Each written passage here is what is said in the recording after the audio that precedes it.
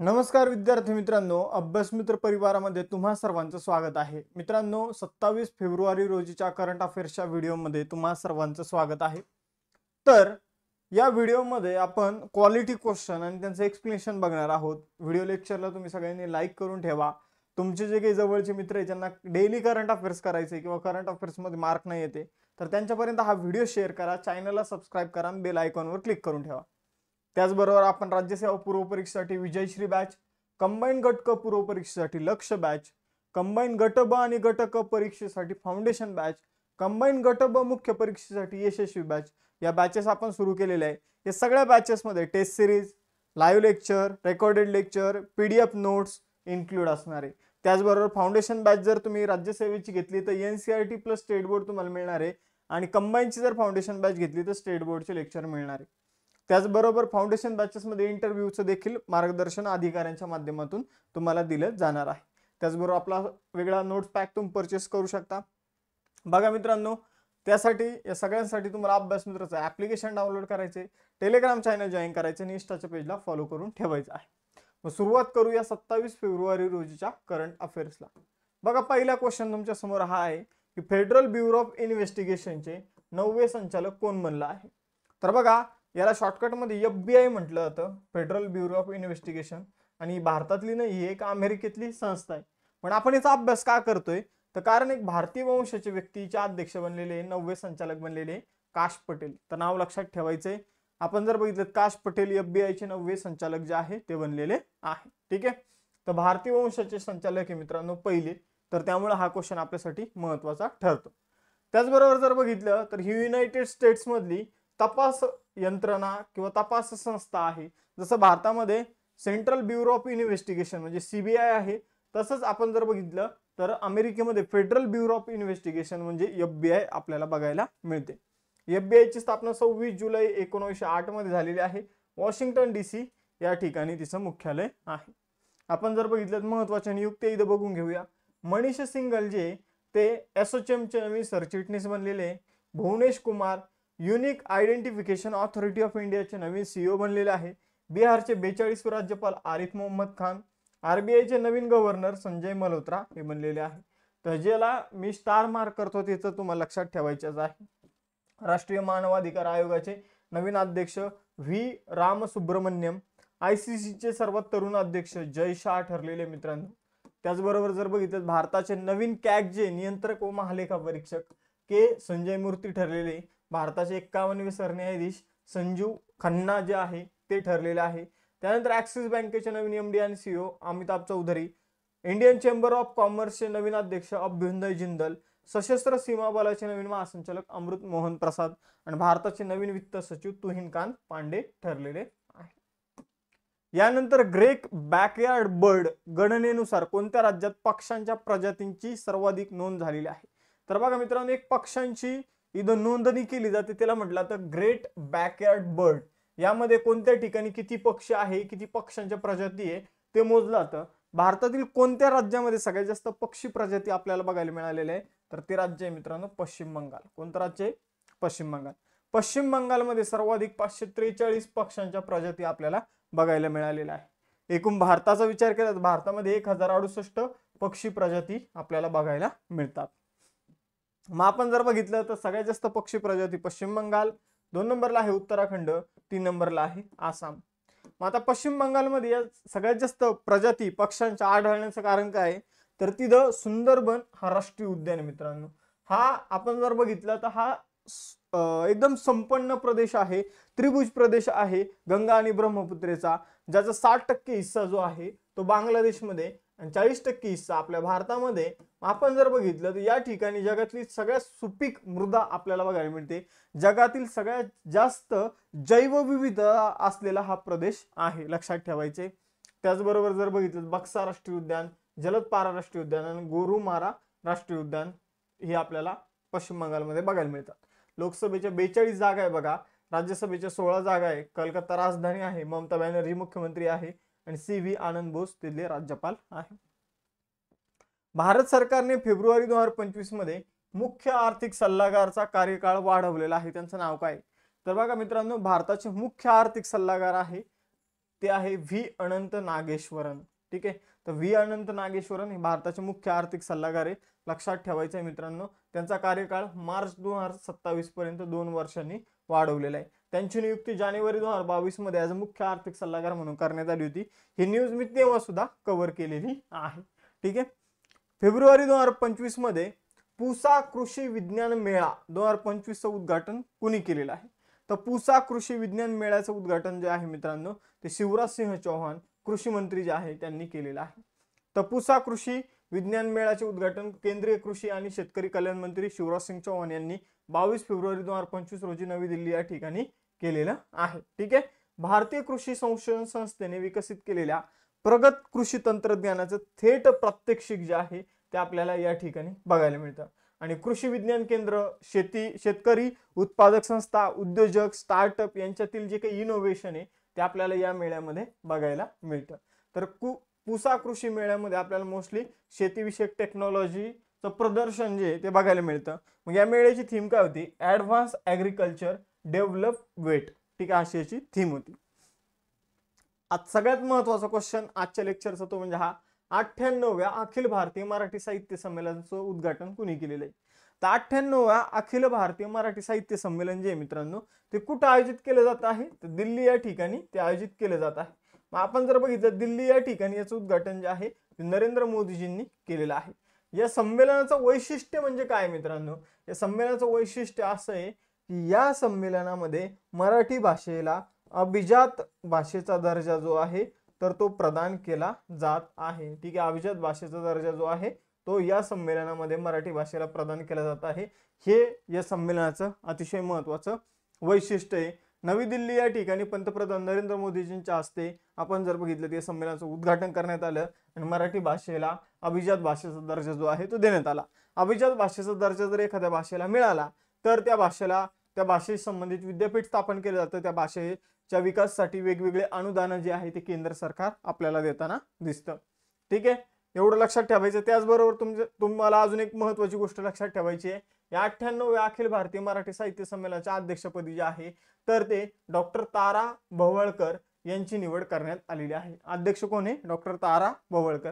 यांचा इमेज जे आहे ती तुम्ही इथं लक्षात ठेवू शकता. मग काय काय हायलाइट्स लक्षात ठेवायचे आहे? तर 98 मराठी साहित्य संमेलन कुठं? तर दिल्ली या ठिकाणी आयोजित करण्यात आलं. ठीक आहे, आपण जर बघितलं तर मोदीजींनी याचं उद्घाटन केलेलं आहे. त्याचबरोबर जर बघितलं तर तारा भवळकर जे आहे त्यांनी या संमेलनाच्या कोण आहे? अध्यक्ष आहे. या संमेलनामध्ये मराठी भाषेला अभिजात भाषेचा दर्जा जो आहे, ठीक आहे, अभिजात भाषेचा दर्जा जो आहे तो देण्यात आलेला आहे. तर या मेन हायलाइट्स आहे, यावर प्रश्न विचारला जाईल. मग तो आपल्याला जमला पाहिजे, आला पाहिजे. आवृत्ती, ठिकाण, उद्घाटन कोणी केलं, अध्यक्ष कोण आणि संमेलनात विशेष असं काय घडलं. यानंतर पुढे जाऊया मित्रांनो. 200 वन डे विकेट्स पूर्ण करणारा भारताचा सर्वात वेगवान गोलंदाज कोण बनला आहे? तर बघा मित्रांनो, 200 विकेट्स मोहम्मद शमीने फक्त 104 ओडीआय मॅचेस मध्ये कंप्लीट केलेले आहे. ओडीआय, ठीक आहे. तर एक दिवसीय क्रिकेटमध्ये 200 विकेट शमीने किती मॅचेस मध्ये केलेले? 104 मॅचेस मध्ये. आणि तो जगातला दुसरा सगळ्यात आपण म्हणूया वेगवान गोलंदाज ठरलेला आहे, ज्याने सगळ्यात फास्ट जे आहे ते 200 विकेट कंप्लीट केलेले आहे. हा रेकॉर्ड या अगोदर मिचेल स्टार्क याच्या नावावर आहे. मिचेल स्टार्कने फक्त 102 मॅच मध्ये 200 विकेट कंप्लीट केल्या आणि शमीने 104 मॅच मध्ये 200 विकेट कंप्लीट केलेल्या आपल्याला बघायला मिळतात. ठीक आहे, तर हा रेकॉर्ड लक्षात ठेवा मोहम्मद शमीचा, जो परीक्षेमध्ये येऊ शकतो, विचारला जाऊ शकतो. चॅम्पियन्स ट्रॉफी जी आयोजित करण्यात आली होती त्या बांगलादेशच्या मॅच मध्ये त्याने 5 विकेट घेऊन हा विक्रम जो आहे तो आपल्या नावावर नोंदवलेला आहे. कोणत्या भारतीय जीवशास्त्रज्ञ आणि वन्यजीव संरक्षकाला टाइम मासिकाचा वुमन ऑफ द इयर पुरस्कारासाठी नामांकन मिळालेले? म्हणजे अजून पुरस्कार मिळालेला नाहीये, ते नॉमिनेट झालेले आहे त्या पुरस्कारासाठी वुमन ऑफ द इयर. तर वुमन ऑफ द इयर साठी नॉमिनेट झालेले आहे पूर्णिमा देवी बर्मन. यांना जर पुरस्कार मिळाला तर आपण परत त्यावर एक क्वेश्चन घेणार आहोत. तर पूर्णिमा देवी बर्मन यांना वुमन ऑफ द इयर या पुरस्कारासाठी नामांकन मिळालेलं आहे. मित्रांनो, आसाममध्ये ग्रेटर ॲड्ज्युटंट स्टार्क स्थानिक नाव आहे हरगिला. तर या प्राण्याच्या संवर्धनासाठी त्यांनी खूप जास्त प्रयत्न केलेले. आपण जर बघितलं या पक्षाच्या, ठीक आहे, आपण जर बघितलं तर यांच्या प्रयत्नामुळे या पक्षाची जी काही संख्या आहे ती 450 वरून 1800 पर्यंत पोहोचलेली आहे.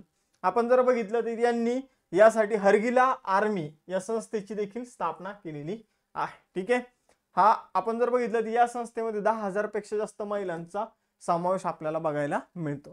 तर हरगिला आर्मी, हरगिला पक्षाचं संवर्धन केलं आसाममध्ये.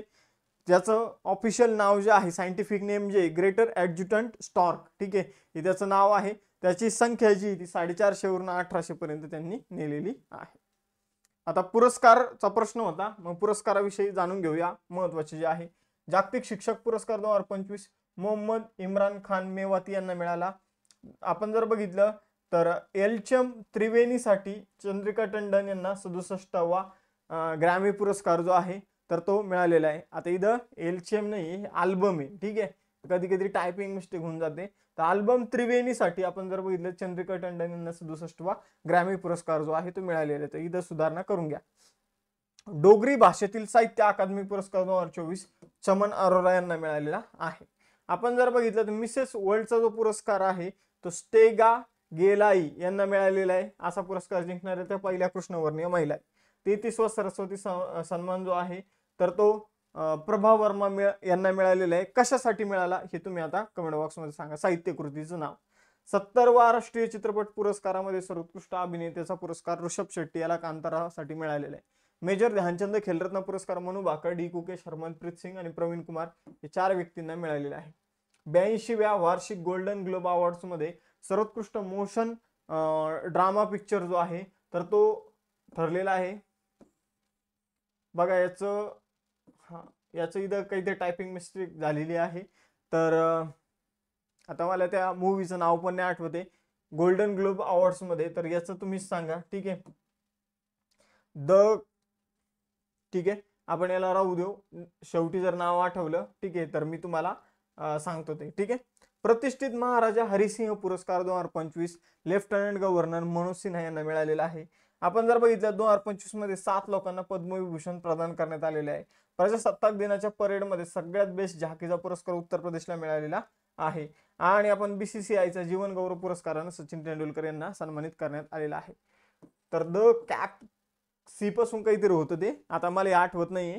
ठीक आहे, आपण याला पुढे जाऊन बघू. ठीक आहे, किंवा उद्याच्या लेक्चरमध्ये मी ते करेक्ट करेल. भारतातील पहिला ऑफशोर विमानतळ कोणत्या शहराजवळ मानव निर्मित बेटावर बांधलं जाणार आहे?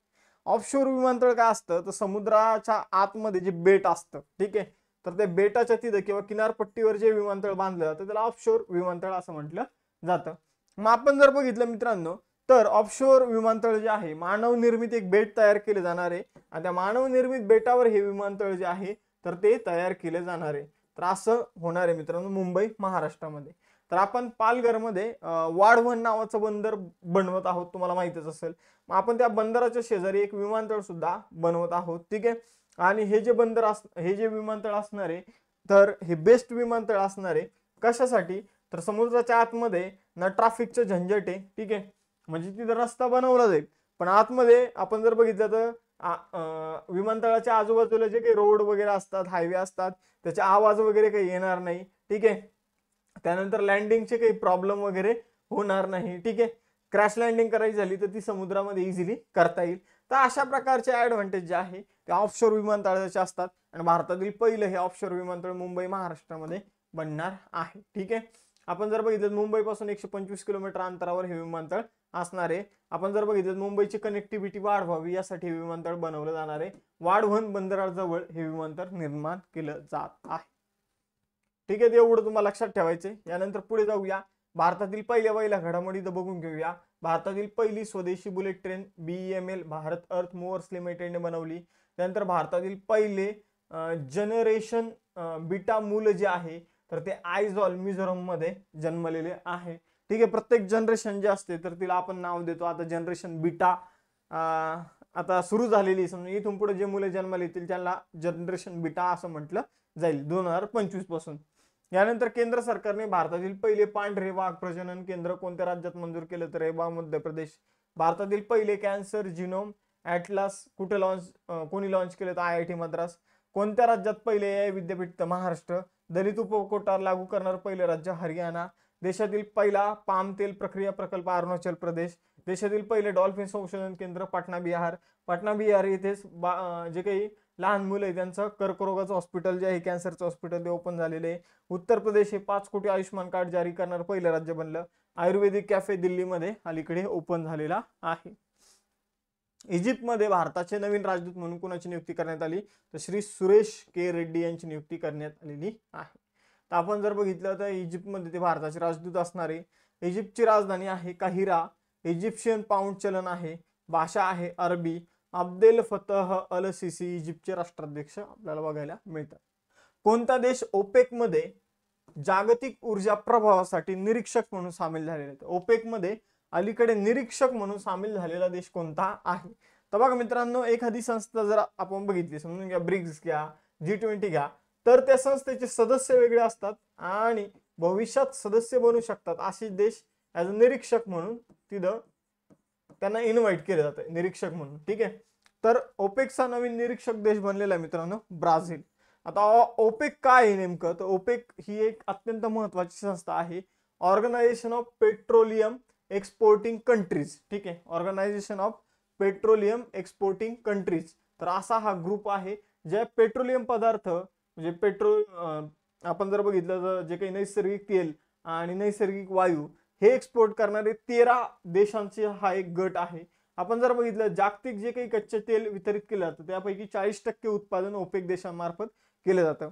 भारत आपल्या आयातीमध्ये एकूण कच्च्या तेलापैकी 85% तेल ओपेक देशाकडून घेतो आणि 94% गॅस, नैसर्गिक गॅस ओपेक देशांकडून आयात करतो. ठीक आहे. तर ब्राझील आता त्यांचा निरीक्षक देश म्हणून सामील झालेला आहे. दक्षिण अमेरिका खंडातील देश आहे. ब्राझील ही राजधानी आहे. अध्यक्ष आहे लुईज इनासियो लुला द सिल्वा. कोणत्या राज्याच्या वन प्रकल्पाला स्कॉच पुरस्काराने सन्मानित करण्यात आलेले आहे? तर पर्यावरणाविषयक एक महत्वाचा पुरस्कार आहे स्कॉच पुरस्कार. तर नागालँडने अलीकडे एक आपण म्हणूया वन निर्माण करण्याचा एक प्रकल्प सुरू केलेला आहे आणि त्याला स्कॉच पुरस्काराने सन्मानित करण्यात आलेल्या आहे.